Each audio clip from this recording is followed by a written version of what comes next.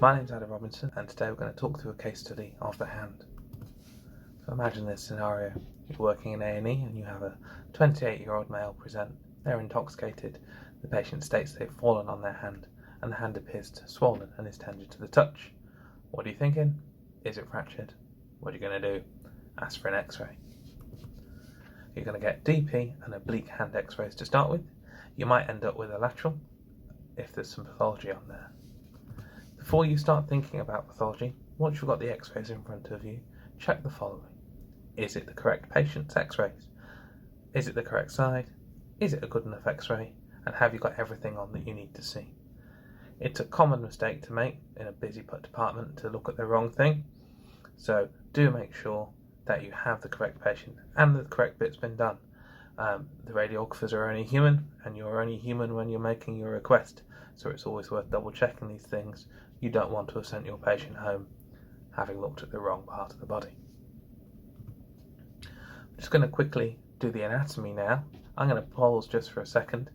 And you can have a go at answering this yourself, and then we'll go through the answers. Did you pause? Well, I'm going to do the answers now, so more fool you if you didn't. Starting with the distal row of carpals, we've got number 1, the trapezium. I always remember that because it rhymes with thumb and it's underneath it. And then number 2, the trapezoid. Number 3, the capitate. Then number 4, the hamate. Number 5, in the proximal row, is the scaphoid. 6, the lunate. 7, the triquetral. And then 8, the pisiform. Then you have your radius and ulna as number 9 and number 10 respectively. You have your 5 metacarpal bones, distal to the carpals. Number 11 is the 5th metacarpal, and you'll notice on this x-ray it's broken, but we'll discuss that in more detail in a moment.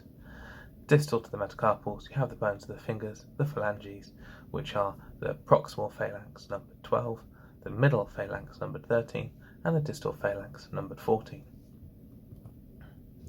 The answer should be on the screen now. So, we've got the x-ray in front of us and we're confident that we know what the bones we're looking at. How do we assess this? Now, when you're reporting it, you'll normally start with just a passive look. Can you see anything obvious? And let's assume, in this case, that we can't see the fracture there. What you can start by doing is look for any soft tissues.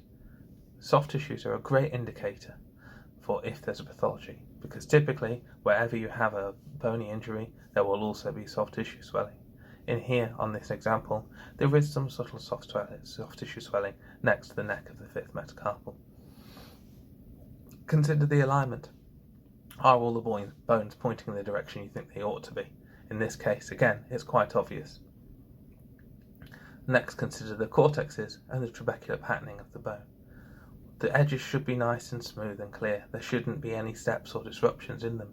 If you see something like that, particularly if there is then a linear lucency through the trabecular patterning next to it, and especially if that's next to some soft tissue swelling, these are all indicators for fractures. Now in this case there is a fracture to the neck of the 5th metacarpal, but just because we've seen that, that doesn't mean we should stop there. Ignore that and then look at the rest of the image, because there could always be another injury. You don't want to treat one thing only to have your patient re-present later. Now, just for a full report of this, I'm going to have to move this phone so I can see the thing. So this is a comminuted fracture to the neck of the right 5th metacarpal with volar angulation in the distal fragment. Then the final comment is, orthopaedic referral is advised. But make sure that you act on it and send your patient to where they need to be treated. Let's talk briefly about treatment. Now, I'm no surgeon, but there are simple things that we're going to go through. So, if you've just had the DP and oblique, consider sending back for a lateral x-ray. It's good for assessing any volar angulation of the fragment, and orthopaedics will want to know this. If it's not too displaced, you'll probably end up with a manipulation under anaesthetic or MUA, then it'll be put into a cast. If the fracture is more displaced, a referral to fracture clinic and orthopaedics will have to have a look at that. Hope this was interesting and useful, and hopefully there'll be some more lectures soon. Bye now.